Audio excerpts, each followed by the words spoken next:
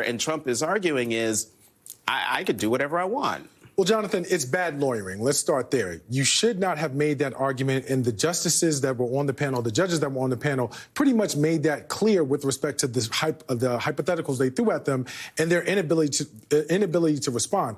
But I do want to point something out. People have assumed that this was automatically going to end up in front of the Supreme Court. The question has to become, how does it get there? At the point that they are in front of these justices and this panel around an appeal in front of that circuit, there's no constitutional question or no reason that the Supreme Court actually has to take this up. So as I'm watching this and as I'm listening, I'm wondering, how are they going to create a controversy worthy of the Supreme Court reviewing it, assuming that the appeals court sides with Judge Chuckton, which I believe that they are going to do. So where is the controversy that the Supreme Court is being called into?